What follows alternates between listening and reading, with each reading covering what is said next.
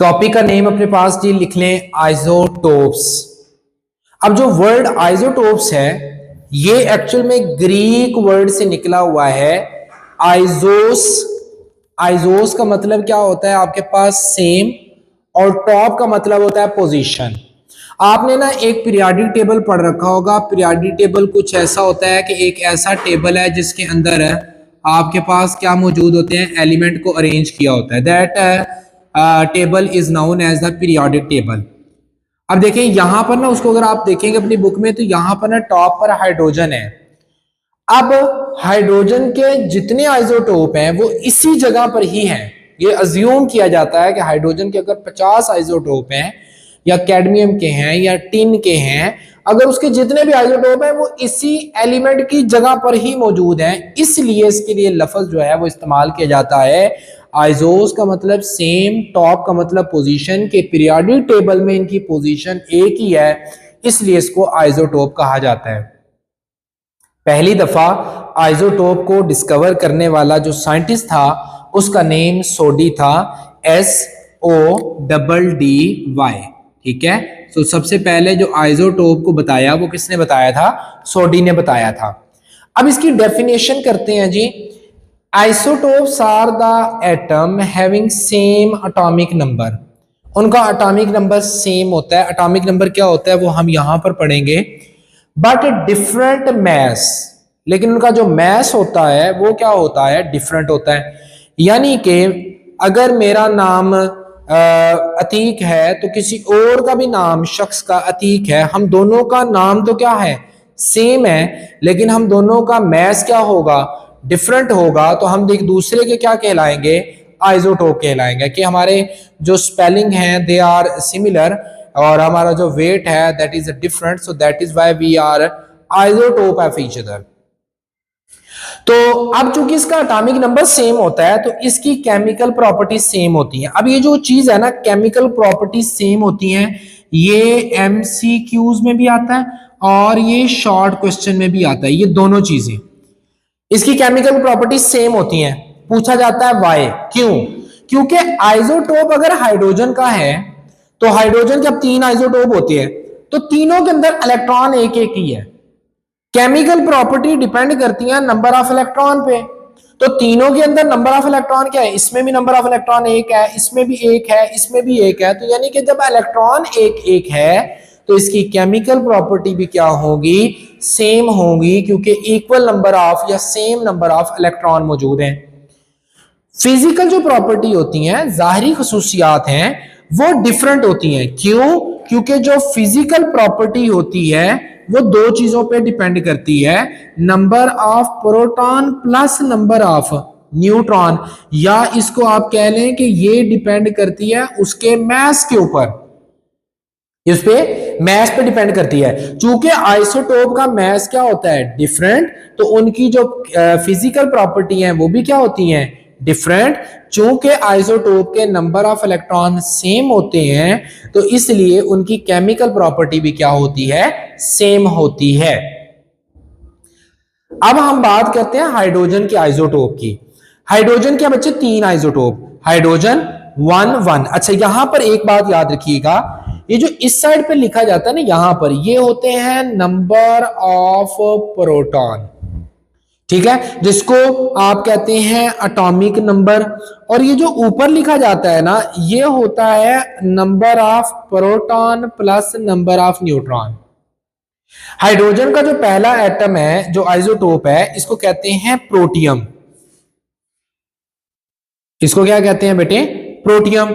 जो दूसरा है उसको क्या कहते हैं, ड्यूट्रियम।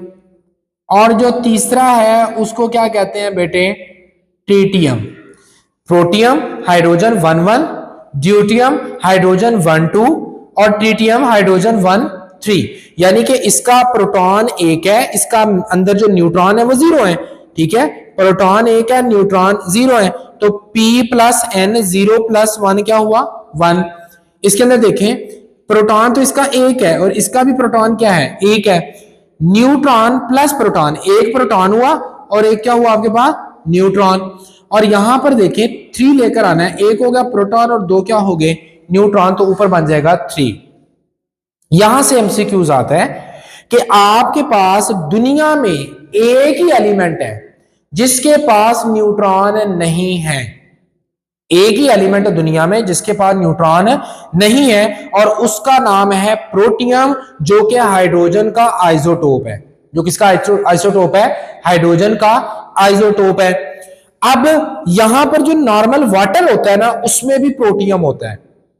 एक वाटर आप पढ़ेंगे हैवी वाटर, जिसको इस्तेमाल किया जाता है बेटे न्यूक्लियर फिशन रिएक्शन में एनर्जी को हासिल करने के लिए, वहां पर ड्यूटिएटेड वाटर यूज किया जाता है। और जो तीसरा आपके पास एमसीक्यूज है वो ये है कि इनमें तीनों में रेडियो एक्टिव कौन सा है, तो वो सिर्फ एक ही आइसोटोप है, वो कौन सा है? ट्रिटियम। तीन मैंने आपको एमसीक्यूज बताए। कौन सा आपके पास है? बल्कि चार। पानी में कौन सा आइसोटोप पाया जाता है? हाइड्रोजन का, प्रोटियम। दूसरा एमसीक्यूज, कौन सा ऐसा एलिमेंट है जिसके अंदर न्यूट्रॉन नहीं है? वो भी कौन है? प्रोटियम। हैवी वाटर बनाने के लिए कौन सा इस्तेमाल किया जाता है? ड्यूटियम।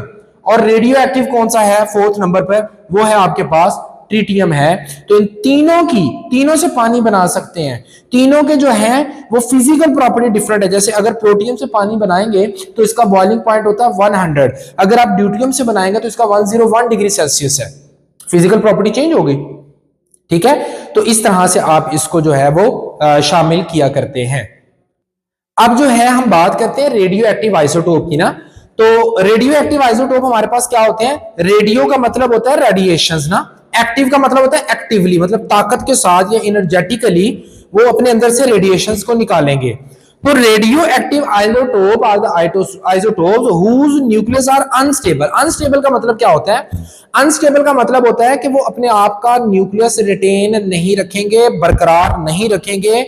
उनका न्यूक्लियस कोई कभी ना कभी टूट जाएगा, ठीक है। अब वो टूटता कैसे है? उसके न्यूक्लियस की होती है एनर्जी हाई एनर्जी पे होता है। और आपको पता है कि कोई भी चीज है कायनात की, जब वो स्टेबिलिटी की तरफ जाती है तो अपनी एनर्जी को डिक्रीज करने की कोशिश करती है, और जब वो डिक्रीज करेगी तो एनर्जी को रिलीज करेगी इन द फॉर्म ऑफ रेडिएशन। तो सिमिलरली कोई भी आइसोटोप है जिसका न्यूक्लियाई अनस्टेबल होता है, यानी कि वो मुस्तहकम नहीं होता, वो कयाम पजीर नहीं होता, वो स्टेबल नहीं होता, तो वो क्या करता है? इमिट करता है कुछ किस्म की रेडिएशन, कुछ शुआओं को इमिट करता है, जिनको आप क्या कहते हैं? रेडियो एक्टिव आइसोटोप्स कहते हैं। अब रेडिएशन जो है वो रिलीज करेगा। अब ना जब ये रेडिएशन को रिलीज करता है तो उसका न्यूक्लियस स्टेबल नहीं होता, यानी कि वो न्यूक्लियस अपने आप को तोड़ के किसी और न्यूक्लियस के अंदर तब्दील हो जाएगा। मिसाल के तौर पर अगर मैं यहां पर करता हूं कि यूरेनियम ले लेता हूं, यूरेनियम है उसका एटॉमिक नंबर है 92 और 238 उसका एटॉमिक मास है। जब वो टूटता है ना तो वो तब्दील हो जाता है थोरियम में, और 90 और 234 और साथ रिलीज करता है अल्फा पार्टिकल्स या अल्फा रेडिएशन। कितने का डिक्रीज आया? 90 और 2 का, तो यहां पर 2 हो जाएगा, और ऊपर कितने का डिफरेंस है? 4 का। So these are actually the radiations, और ये रेडिएशन होती है in the form of energy. देखें, यूरेनियम था और यूरेनियम टूटकर उसका एनर्जी हाई थी, न्यूक्लियस अनस्टेबल था, उसने अपने आप को तोड़ा, और तोड़ने के बाद वो थोरियम में तब्दील हो गया और क्या रिलीज कर दी? एनर्जी, जो एक्सेस अमाउंट ऑफ एनर्जी थी। सो ये बात यहां पर लिखी है, these radiations are the used in the medical field for the diagnosis and the treatment. ये जो रेडिएशन निकली हैं इनका इस्तेमाल किया जाता है बाद में बीमारियों को पहचानने के लिए या उनके इलाज के लिए। जैसे कैंसर की आपने सुनी होगी रेडियोथेरेपी, वो जो रेडियोथेरेपी है वो एक्चुअली रेडियो एक्टिव आइसोटोप्स की शुआएं ही तो है, इन्हीं की तो रेडिएशन है जिससे कैंसर के मरीज का इलाज किया जाता है। इसी तरह से आयोडीन 131 है, ये गाइटर होता है, मतलब गुल्लड़ होते हैं। थायराइड ग्लैंड है, पैराथायराइड, वो स्वेल हो जाते हैं। जब वो स्वेल होते हैं तो ये गला आपका सूज जाता है, जिसको गुल्लड़ कहते हैं, गाइटर कहते हैं। उसको चेक करने के लिए आयोडीन 131 की शुआएं यूज की जाती हैं। इसी तरह से आयोडीन का एक और आइसोटोप है जिसको कहते हैं आयोडीन 123। अब इसकी रेडिएशन को इस्तेमाल करके दिमाग की इमेज बनाई जाती है, जैसे सीटी स्कैन वगैरह में है, उसके अंदर जो इमेजेस बनाई जाती हैं वो इसी से ब्रेन की बनाई जाती हैं। सोडियम वैसे एटॉमिक नंबर जो हम यूज करते हैं टेबल साल्ट में, दैट इज सोडियम 23, और जो हम यहां पर यूज करेंगे दैट इज सोडियम 24। इसका इस्तेमाल किया जाता है नर्व के अंदर, वेन के अंदर कहीं पे ब्लॉकेज को चेक करने के लिए, कोई वेन बंद तो नहीं होगी, या कोई सुई गैस है, या ये जो पाइपलाइन बिछाते हैं अंडरग्राउंड, उसको चेक करने के लिए वो ये पाइप है ना, इसके साथ इसका जोड़ लगाया जाता है। इस जोड़ को चेक करने के लिए कि आइदर ये जोड़ लीक तो नहीं हो गया या ये कहीं से बंद तो नहीं है, तो इसको चेक करने के लिए किसको इस्तेमाल किया जाता है? सोडियम 24 को। कोबाल्ट 60 जो है वो बड़ी गैमा रेडिएशन को रिलीज करता है, जिसको कैंसर के ट्रीटमेंट के लिए इस्तेमाल किया जाता है। नेक्स्ट, इन्हीं आइसोटोप की रेडियो एक्टिविटी को मेजर करके आप फोसिल्स की एज को मालूम करते हैं। हम कहते हैं डायनासोर जो हैं वो आज से 63 मिलियन ईयर पहले थे। हमें कैसे पता लग गया कि 63 ईयर्स पहले थे? असल में एक आइसोटोप होता है, जैसे कार्बन है ना, उसके भी आइसोटोप होते हैं। कार्बन का जो आइसोटोप होता है वो होता है कार्बन आपके पास 12, कार्बन 13, कार्बन 14। तो सारे ही तीनों आइसोटोप किसके हैं बेटे? कार्बन के। इसमें जो कार्बन 14 है ना, ये ट्रिटियम की तरह रेडियो एक्टिविटी है, इसके पास रेडियो एक्टिविटी है, ये रेडियो एक्टिव है, ये शुआएं रिलीज करता है। वो शुआएं कितनी मिकदार में हैं, वो कितनी रह गई हैं, उसको चेक करके आप उसकी उम्र बताते हैं कि उस फोसिल की उम्र क्या है, या डायनासोर कितने साल पुराना था, वो पत्थर कितने साल पुराना था, या स्पेस से कोई आया हुआ पत्थर है, या कोई सैंपल है, वो सैंपल कितने साल पुराना था, उसको चेक करते हैं। और इस अमल को आप कहते हैं कार्बन डेटिंग। क्या कहते हैं बेटे? कार्बन डेटिंग, यानी कि कार्बन की मदद से उम्र को मालूम करना कार्बन डेटिंग कहलाता है। रिएक्शन पाथवे मैकेनिज्म, अब इसको भी समझ लें। रिएक्शन पाथवे का क्या मतलब है कि अब ना एग्जांपल ले लो, कार्बन डाइऑक्साइड जो है वो वाटर के साथ मिलती है और बनाती है आपके पास C6H12O6, ग्लूकोज बना दिया। अब देखो ऑक्सीजन तो पानी में भी है, ऑक्सीजन कार्बन डाइऑक्साइड में है, ग्लूकोज में कौन सी ऑक्सीजन जाएगी? और इसी तरह से आपके पास जो ऑक्सीजन रिलीज हो रही है वो ऑक्सीजन कौन सी है? ये वाली ऑक्सीजन जो रिलीज हुई है ये पानी से आई थी, या ये वाली जो ऑक्सीजन है वो कार्बन डाइऑक्साइड से आई है? ये कैसे चेक किया जाएगा? रिएक्शन का मैकेनिज्म कैसे हमें पता लगेगा?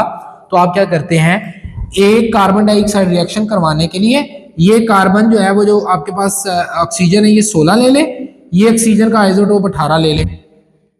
अब देखो लेट्स से फॉर एग्जांपल ये वाला जो आइसोटोप है ये 18 है, ये वाला आइसोटोप 16 है, तो इसका मतलब क्या है कि ये ऑक्सीजन ग्लूकोज के साथ जो ऑक्सीजन है वो कार्बन डाइऑक्साइड से आई है, जो ये वाली ऑक्सीजन वैसे निकली है वो पानी से रिलीज हुई है। इस अमल को कहते हैं आइसोटोपिक लेबलिंग, कि आइसोटोप को लेबल कर दिया गया है और उसकी मदद से रिएक्शन का पाथवे या मैकेनिज्म पता कर लिया। अब ये कहेंगे इस इक्वेशन के मुताबिक कि ऑक्सीजन में जो हम सांस लेने में फोटोसिंथेसिस में जो ऑक्सीजन रिलीज होती है वो कहां से आती है? हमेशा पानी से आती है। अब बच्चे नेक्स्ट जो हमारे पास टर्म्स हैं जो हमने यहां पर पढ़ी थी, एटॉमिक नंबर और एटॉमिक मास, ये आपने एटम पढ़ा हुआ है। अब एटम के सेंटर में न्यूक्लियस है, न्यूक्लियस में दो चीजें हैं, दो जर्रे मौजूद हैं। एक को आप क्या कहते हैं बेटे? प्रोटॉन, ठीक है, जिसके ऊपर चार्ज क्या होता है बेटे? पॉजिटिव, दो आपको और एक टॉस से मिलकर बना होता है। एक होता है आपके पास न्यूट्रॉन, न्यूट्रॉन के ऊपर होता है नो चार्ज और ये भी न्यूक्लियस के अंदर होता है। और यहां पर होते हैं बाहर इलेक्ट्रॉन, और इलेक्ट्रॉन जो होते हैं बेटे इसके ऊपर जो चार्ज होता है वो क्या होता है मेरे बेटे? नेगेटिव होता है, ठीक है। अब देखें कि ये जो एटम है इसके न्यूक्लियस में अगर सिर्फ प्रोटॉन की तादाद को बताएंगे, सिर्फ प्रोटॉन को, उसको आप कहेंगे एटॉमिक नंबर। फॉर एग्जांपल इसके अंदर एक प्रोटॉन है तो इसका एटॉमिक नंबर 1 है। इसके अंदर 10 टोटल प्रोटॉन 10 हैं तो इसका एटॉमिक नंबर 10 हुआ। इसके अंदर अगर जो है वो टोटल प्रोटॉन जो है वो 5 है तो इसका एटॉमिक नंबर 5 हुआ। तो atomic number is the total number of proton in nucleus, और ये फिक्स होगा। अगर इसका एटॉमिक नंबर, मैंने इसको हाइड्रोजन कहा, इसको हाइड्रोजन कहा, इसको हाइड्रोजन कहा, तीनों को हाइड्रोजन कहा, लेकिन वैसे इसका नाम प्रोटियम, ड्यूटेरियम, ट्रिटियम है, लेकिन है तीनों हाइड्रोजन। क्यों है? क्योंकि इसमें भी एक प्रोटॉन, इसमें भी एक प्रोटॉन, इसमें भी एक प्रोटॉन। तो जब भी नंबर ऑफ प्रोटॉन किसी भी एलिमेंट के फिक्स होते हैं तो उस वक्त उसके पास बेटे क्या होती है? खुसूसियात भी फिक्स होती हैं।